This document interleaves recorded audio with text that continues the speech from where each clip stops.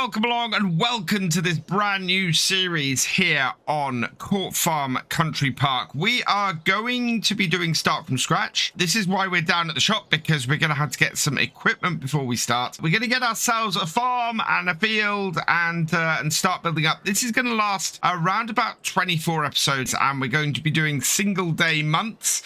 So we're going to be squeezing a little bit more into each episode than I have in the past. Let's get cracking. And the first thing I want to do is pop into the shop, and we actually have something really cool to start us off here in the used vehicle sales. A choice of 2 tractors to get us started. Choosing between these 2 tractors has been very, very hard. We got the Fendt 800 500 Turbo Shift for just 45,000. It's a really good price. We can get this up to over 200 horsepower with just a raise to £60,000. I want to put a right beacon light on it. Standard mirrors, no warning signs. Front PTO, I think, would be very useful. We're not going to put the Izaria or the GPS on it, although I think eventually that would be very useful. But otherwise, I think that's a fairly good setup. So 63,725. The biggest issue it has is it has no front loader attachment. If we compare this to the McCormick, though, so the McCormick starts off at 190 horsepower. So to get that to the same horsepower, 225, raises its price to over 100,000, which kind of throws it out of my price range. This does have a front loader attacher, which would be useful to me, but I think I've got a different solution to that.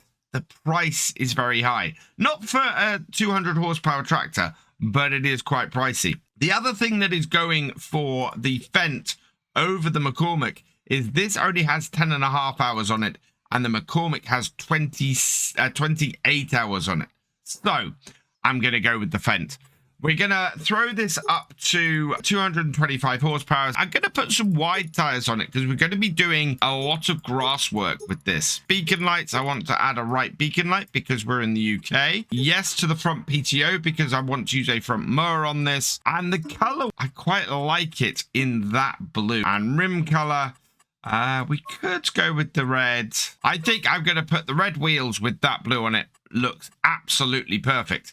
License plate wise, we're going to go with VF01 as this is our first tractor. And then I'm going to go and find a name from my Patreon. So congratulations to Dan Madgin. You have been selected at random, and I'm going to put your first name on the end of the number plate for our first tractor. So we will okay that, and we will buy that tractor. And that is pretty perfect.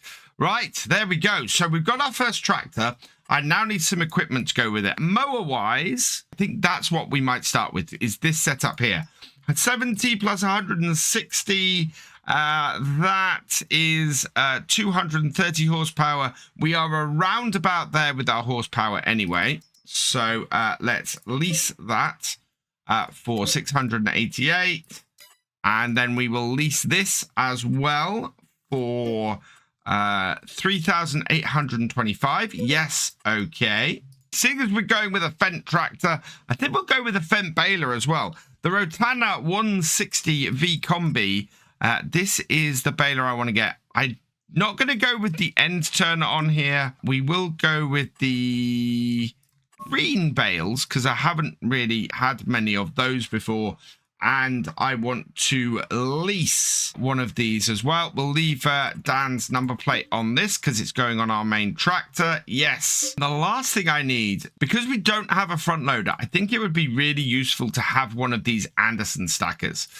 So we're going to grab this as well. I'm going to put the Michelin tires on that, and we're going to lease that as well. So that will cost me 2,575. Yes, okay. That means that this is our initial setup. We've got our Fendt fabric tractor with a full set of mowers. We've got a Fendt baler, and we've got a bale stacker. This will allow us to do any silage bale contract that we want straight off the bat. It will also give us a really good start, or a remaining start, for our farm to get that as well. Where am I going to base my farm? And I think the only obvious choice for me is to go here at the main farm. We do have some grass fields around it.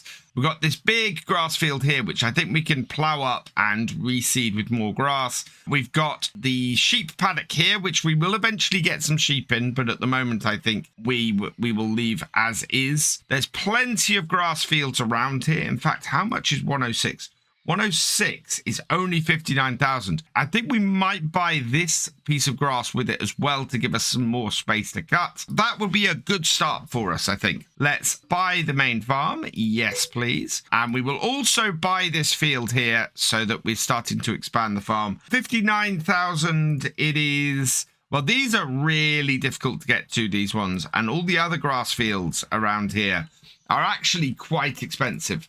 Looking at this, our expected yield is quite low in here. I would love to buy this, but 185,000. I'm going to do something that I think we're going to end up doing on here a lot. I was hoping that I wasn't going to increase my loans so early, but I think this field here, field 40, is going to be very important for us to get started. So let's head into here. Let's take our money up to 185,000. We will then go and buy that field as well. Yes. And look at that yield potential. There we go. Let's get this back up to our farm then, and start getting some silage cut. That should give us enough money to start looking at getting a few animals. And I'm only going to get a few animals on here initially. What I want to do is get a few and breed as many animals over these 2 years as I can and build up from there. I think the other trick to us getting all of this working how we want is going to be getting a garden and getting some money in from that. This is all about really making as much money as quickly as we can. There's a nice chunky sound to this tractor. It's really deep and really powerful sounding, and I really kind of love it. I had not expected so much to be going Fendt on here. I did put it to my patrons and I went, oh, you know, which brands would you like me to focus on here? The one they went for majority was for Fendt and Massey, so I was very open to having a Massey tractor on here and a Massey setup with the new wrapper balers that came in a while ago. But I didn't really think that it was going to be Fendt. I thought I was going to go Massey Ferguson. I was open to the McCormick, and I did very much evaluate the McCormick based on the fact that it would have been a very useful tractor. Wow, look at how muddy we've got just going through a couple of puddles. But this just was the better choice. We got a lot more tractor for our money. I am definitely going to need to put in a pressure washer though. And wow, I hope this gets through all the gateways, because this is gonna be tight. Although for this to be tight is slightly worrying, because not much else would fit through here. There we go. Not like we've had a load of rain, but we are seeing a whole load of mud in these fields. Have we had a load of rain? Because this is so wet at the moment. We might have to leave it at the moment, because all of this mud is just going to mean that we get stuck on day one. Yeah, look at this. Oh, no, we just have... Oh, wow, we just have a really muddy entrance to the field is what that is. Right, so let's get out of the mud hole, close the gate, which does mean this map has the mud mod fully installed on it and fully set up. That is very, very cool, and something that actually wasn't listed in its original listing on the mod hub. So I'm slightly surprised by that, but certainly the mod does seem to be fully functional on here. We want to alter this so that we are creating swaths. We'll turn that on. We will unfold the front as well and turn that on. Let's see if this tractor also does the joint dropping. No, it doesn't look like it does. So lower that back down. Let's lower the rear ones down. And yep, let's get doing this. And look at that. This is why I got the crosscut.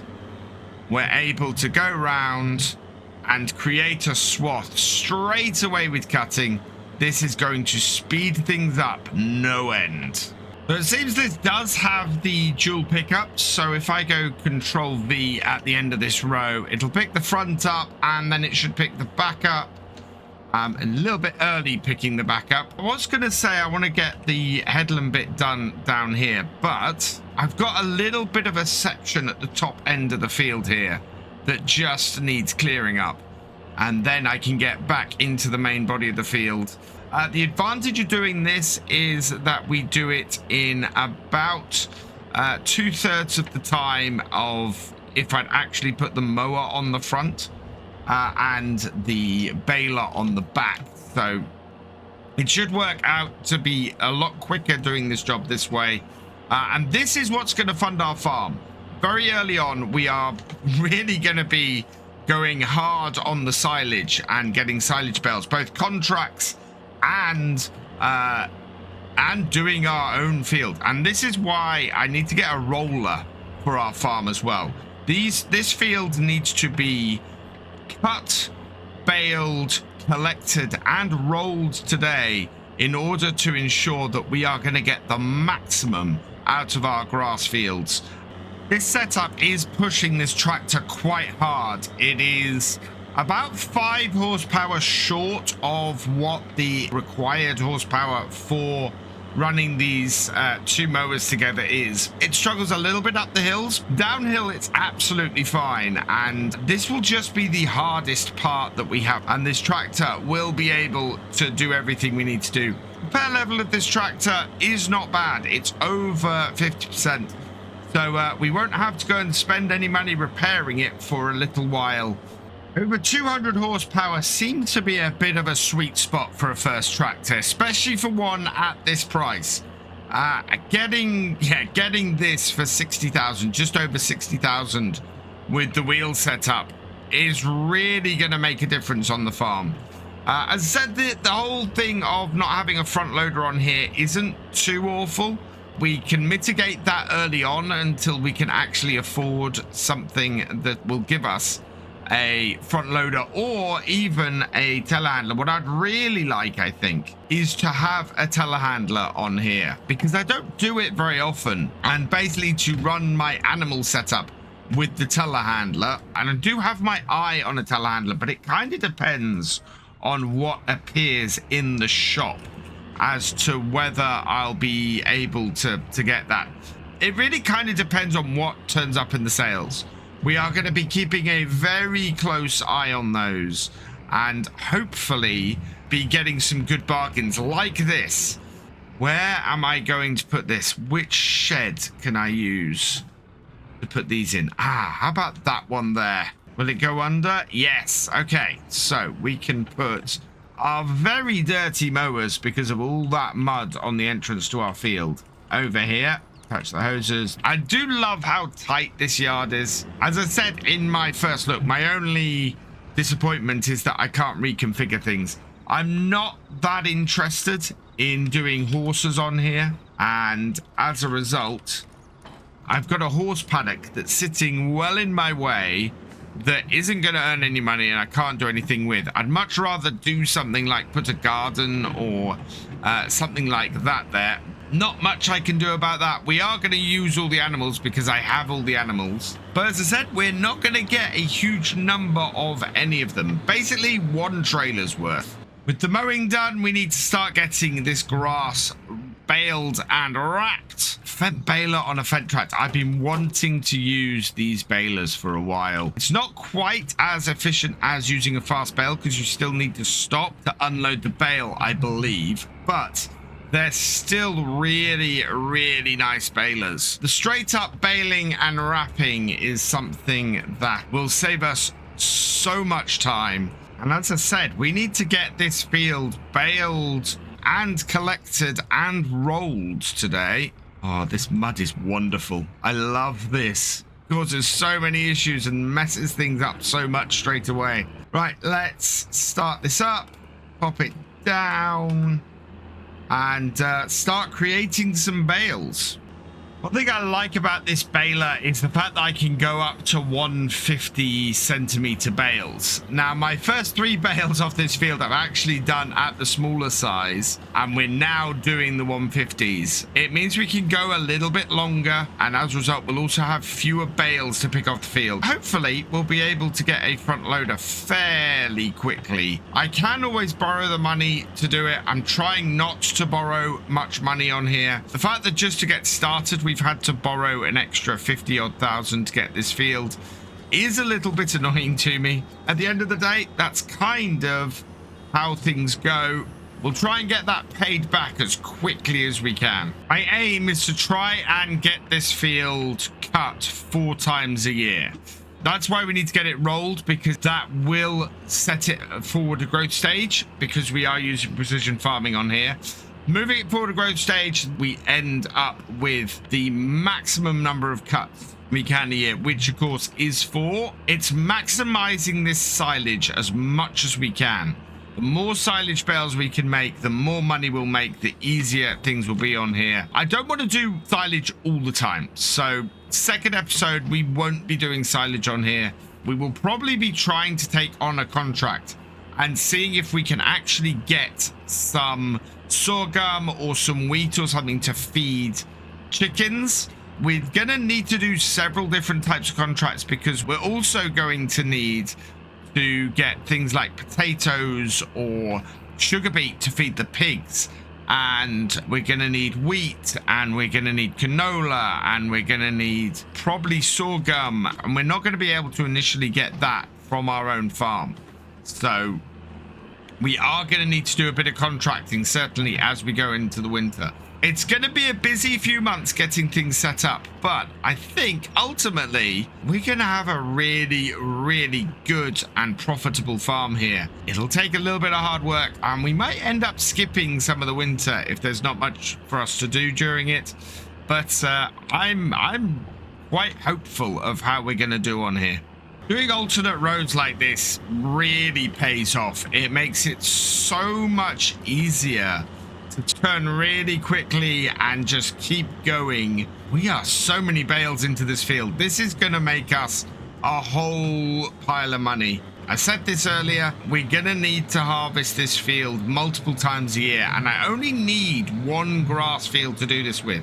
We'll be able to have lots of other fields that start getting stuff going with, especially if we can earn a decent amount of money off here. If we make 40,000 off these bales, we're going to get a second cut in before the end of the year at least. That will mean we end up with enough to buy another field before the springtime and get that planted. We're almost done here. I've got the little bit left on this row, plus that little bit up the top to bale. I am intrigued as to exactly how many bales we have. I don't know whether it's more than 1 trailer. If it's more than 1 trailer's worth, that's going to be really good. That is going to make us an absolute ton of money. How many bales do we have on here? Let's check the bale counter. 46. That is a massive number of bales. How many does our bale stacker hold? 24. So yeah, that is just shy of 2 full bale stackers. That's absolutely brilliant. What a start. So let's park this up in this shed as well. When we eventually get a combine on here, I'm going to have to be very careful what size it is, because we don't really have many double gateways. Let's drop that off there. I think we might have to find somewhere else to put our equipment, because that is a little bit tight in there. We'll see how we go. Right, back down to the shop. Let's go and grab our bale stacker. While we're down here, is there anything new in the sales? No, nothing new. That X drive is still kicking about. We're going to have to come back down here in a bit and get the roller. Oh, this is such a long trailer. This is going to be really interesting getting into that field. Oh, here we go. Time for the moment of truth. Can we get this long trailer through to our field? Really slowly in. Bring it round. The mud actually is not helping. It's causing... Oh, wow. This is tight. Right, take it wide and swing it in. Hug the side there and... Wait. Well, we've taken the gate post out, but we've made it through. Yeah, that's very tight. We're going to have to go through this a couple of times. Actually... We're going to have to go through this really often because we have a lot of bales to collect up. Last bale to collect for our first load. And I've noticed actually there's another entrance to the field and I'm going to give it a try.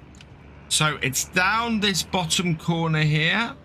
Again through a pile of mud, but there's a roadway.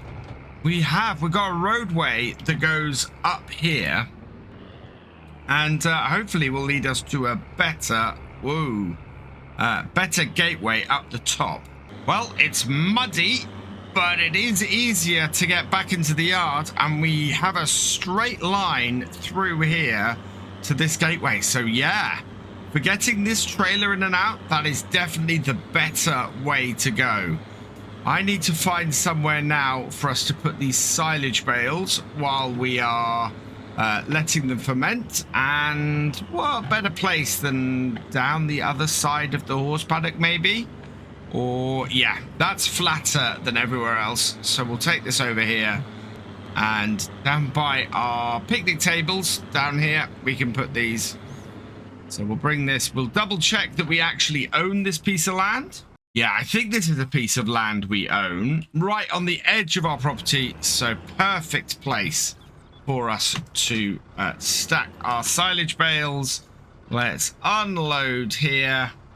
And yeah, I think we'll have enough space here maybe to unload a second batch in front. If we're lucky. Close that down. Let's go and grab the second lot. Now, can I fit these on the front of here? Is there enough space here? Or should I just back them up to the hedge in the first place? That might have been the better choice here.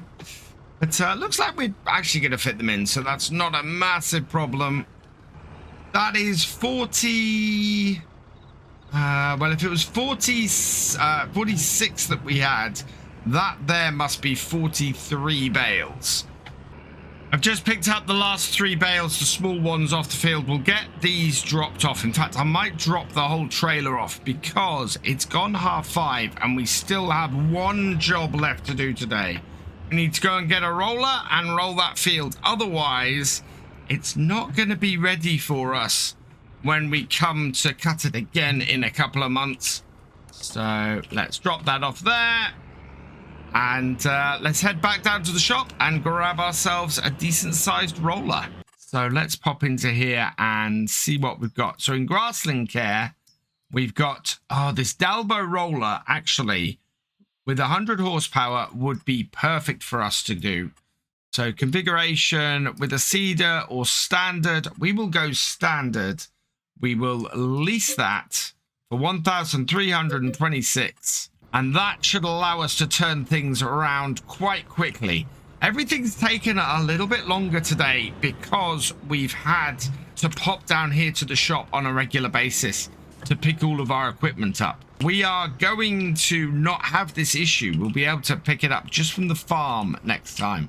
So I'm expecting this job to easily get done within a day. And we're going to find out in a couple of days exactly how much doing this field, cutting this field 4 times a year should bring us in. At the moment, this feels like a really strong start though, and I couldn't be happier. A, with this tractor, it's worked really, really well, but B, with how much we've got done on this field. As I said, I do need to get it rolled and finished off, but it is just doing Oh, this is going to work so much better once we're not having to run down to the shop every 5 minutes. We'll get all the lights on. We will drop the roller down. And I'm just going to go and spend my evening rolling this field in. Because we want to be able to do this every couple of months and make a really good amount of money from doing it. So I'm going to leave this here. All that remains is for me to say Thank you for watching. I hope you've enjoyed this video. Please leave a like, drop us a comment, and give it a share. Special thanks to all my patrons and channel members. Your support is invaluable in making these videos and helping the channel to grow. For more from Virtual Farmer, check out the links below, follow on Twitch to watch live, and for more videos, subscribe and ring that bell. I will see you next time. Goodbye.